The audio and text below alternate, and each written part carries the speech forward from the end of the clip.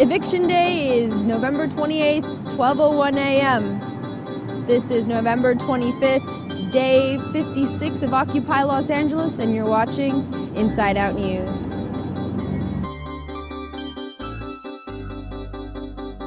Asking the participants in the Occupy LA encampment to begin to pack their belongings and to leave City Hall Park in an orderly manner.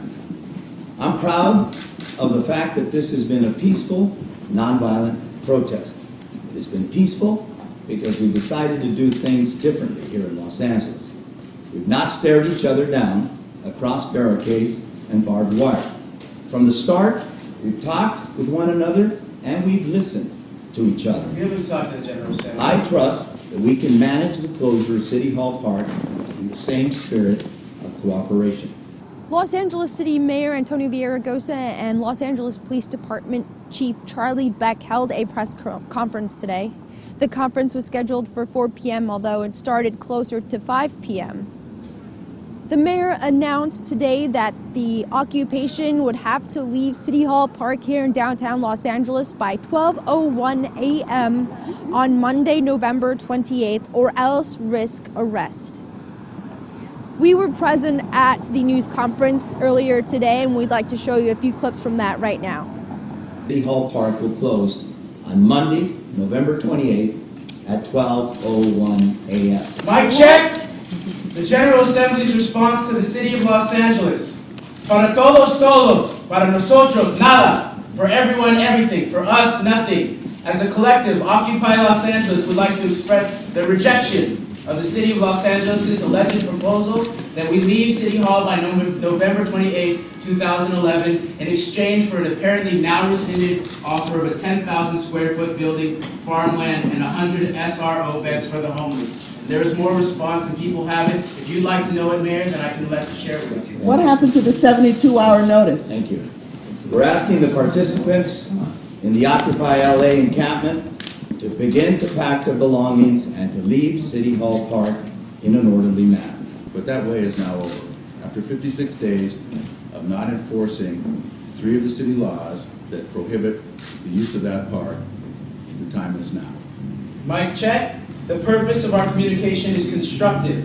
We, the people, have peaceably assembled in public space, seeking at minimum a full redress of grievances for the government's criminal mistreatment of the people and fraudulent abdication of fiduciary responsibilities in large part to the interests of exploitative corporations and weaponized banks. One more piece, Chief. Elements within City Hall and the police, which we know to be fused with so-called Homeland Security, have said that they want to help us find an exit strategy. In fact, we the people are in the process of opening up a window of opportunity, i.e. an exit strategy for our public servants who desire a way out of the high corruption that we have allowed our governments to become. This includes public servants acting in good faith under difficult pressures, as well as those deeply disloyal to the spirit of their oaths and to the lives, liberties, and general welfare of we the people. There is more, and the people can have access to it, and you, Chief, can read it if you want. Today is merely the realization that the encampment is no longer sustainable and must end. It must end in order to rehabilitate the park, in order to maintain public safety, in order to maintain public health standards. That does not mean that Occupy's message must end. The mayor has made the west steps of City Hall available. It will continue to be available, and I think it's time for Occupy to grow its message in a different medium. While the press conference was going on inside City Hall, Occupy Los Angeles held their counter press conference in front of the entrance of City Hall. Jim Lafferty of the National Lawyers Guild was there to talk to the press, as well as other members of the occupation. Here's what was said at their press conference. And all I wanted to say on this occasion of the mayor's announcement is the following. Number one, it's clear that this mayor cares more about dead grass than he does about a dead economy. The 99% that are being thrown out of their homes, jobless, without proper health care, and all the rest seem to be less important to him than that law. Secondly, it's also clear that he's decided to identify on this occasion once again with the 1%. The banks, the developers, the mortgage companies, the rich cats who get this guy elected in the first place. He's turned his back on the people of this city. It was every possibility for him to work out if he would come and talk directly with Occupy LAers, something that would have benefited everybody, that the city could have been proud of, making this city handle this problem like no other city has handled it. He's dropped the ball.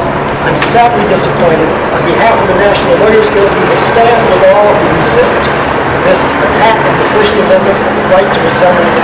We will defend you and defend the folks in the courts and wherever we need to. And we are confident that this movement will be stronger as a result of the oppression that this mayor is now about to bring upon this wonderful, beautiful movement. Thank you. Chose City Hall on purpose. If the mayor wants to speak about unsanitary conditions, look at Skid Row. But people are forced to live there because they can't afford to live anywhere else. There are no jobs for college students. That to me is unsanitary. Hardworking Americans losing their homes. That to me is unsanitary. There are 10,000 slaves in America right now. That to me is unsanitary. He should be addressing those things. And choosing political maneuvering over addressing the needs and grievances of the people, to me, is unsanitary. He is wasting taxpayer money to fix grass when he could be fixing our economy. The way it can come, but it only proves our point, that in America, our leaders choose to push away the real issues rather than deal with it head on. And that action is a direct insult to the framers of the Constitution, the founders of this nation. Although they were not perfect men, they knew that the people were the most important things in the nation. Because without the people, there is no nation. And right now, we must renegotiate our social contract, because I never signed to be governed by a corrupt government. And as Thomas Paine wrote, it is the duty of the patriot to protect his country from its government. That's my response to the mayor's speech. We the people are one, and we stand in peace, undivided through the principles of open collaboration. The fundamental responsibilities of the humanitarian crisis needs to be addressed. Our goal is to spread hope and awareness, to strengthen the idea of the collective web of 100%, to unify all cultures, all species, all movements, addressing the human rights violations and injustices we have all endured. In conclusion, we would like to express our gratitude to the mayor, Los Angeles City Council, the Los Angeles Police Department, the indigenous people of our nation, the interfaith community, and the people around the world who have supported and are supporting our fundamental shift in consciousness. Without their continued support and cooperation in achieving our goal to convene with you, the Occupy movement would not be possible. Mr. President, we are asking you to come from your hearts and to reach out and give the people 125% of your full attention, because they deserve it. Thank you so much, press. Thank you so much, media. Thank you so much, President of the United States, for hearing the call. Thank you. The mayor says you guys need to be out at 12:01 on Monday morning, so will you guys leave? Well, you want to answer that up? The mayor is supposed to be the spokesperson for the people. And the people right now are here at City Hall. So to answer your question, some of us will not leave. The approach being used here by the mayor and the Los Angeles Police Department is no different from what we've seen across the nation, starting with New York, Oakland, Dallas, Seattle, and more, where the mayors have come together, and not just with the mayors alone, they've met with Homeland Security to find a way to evict the occupiers from their occupation sites. They have used health and safety reasons to evict the occupiers. We saw that with Mayor Bloomberg announcing that they had to clean the park, and that after they cleaned the park they could come back in, but that they could not bring sleeping bags or tents. Here in Los Angeles, we have seen no different. The mayor announced in his open letter to the occupation that it was a health and safety issue in regards to closing down the park. He let them know during the press conference that they would have a space on the west steps to use to exercise their First Amendment rights, but they would not be allowed to come back into the park. The park is planned to be closed indefinitely for rehabilitation. In the open letter to the occupiers, the mayor wrote that he appreciated the occupiers' ability to change the national discourse of politics from that of discussing debt and the debt ceiling to talking about unemployment and the banks. While he believed that what they've done in that regard was good, he does not believe that they should be at the park any longer. He asks them to close this first chapter of the occupation and to move in a new direction. He also let them know in his open letter that they had done this in a unique way, that they opened communication, that they reached across barriers and negotiated to find a viable exit strategy. The occupiers disagree with this. In fact, there was an occupier who made it into the press conference and occasionally interrupted the mayor. He let him know that the mayor has never come down to City Hall, to any of the General Assemblies, to negotiate, to discuss the issue of an exit strategy with the occupation. There has been some closed-door negotiations done with some of the leaders of the occupation movement here, in specific Mario Brito and Jim Lafferty of the National Lawyers Guild. But aside from that, the vast majority of the members of this occupation have never seen the mayor in person, have never seen anyone from the mayor's office come and discuss the issue with them as a group. As we said, the city has given the occupiers until 12:01 a.m. on Monday, November 28th.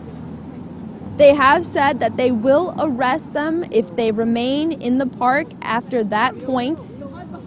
And they have not denied the chance that they can and will use force, including tear gas or rubber bullets. They were asked by a member of the press if they would use that, and they neither confirmed or denied it. So the option seems to be on the table based on the response of the mayor. So was it the LAPD then that made the suggestion that the mayor accepted on the deadline? Kate, I'm going to answer that question. Yeah, I mean, is it What was the First of question? all, What was the question? What was the One question? second, Chief. Is tear gas, rubber bullets, Look, are those we're things going to use, off look, the goal here, and that's why we're giving people time, is to do this as peacefully as possible, to honor the experience that we've had up to now. This has been a good experience in the sense that people have had a right to protest. They've been vigorous about that right, but we've also had to make arrests in the course of these days, and we've done it in a way that I think both the occupiers and the residents of this city feel have been responsible and in a professional manner. A lot of people say they won't leave. We will continue to do it that way. You work, and I understand that. You want to make news. We're not going to make news for you. What we're going to do, Violation of people's we're going rights to do is this news. I'm in a sorry, way. in case Okay, you know we're going that. to do this in a way that's respectful, but that's also very clear. Inside Out News will be here throughout the weekend, covering the events leading up and through the eviction on Monday morning, and we will get that information out to you as soon as we can. We're working on getting a live stream set up, and we will at least be tweeting the events as they happen in real time here during the eviction on Monday morning. Thank you for watching. This is Margot Pius signing off for Inside Out News. Good night.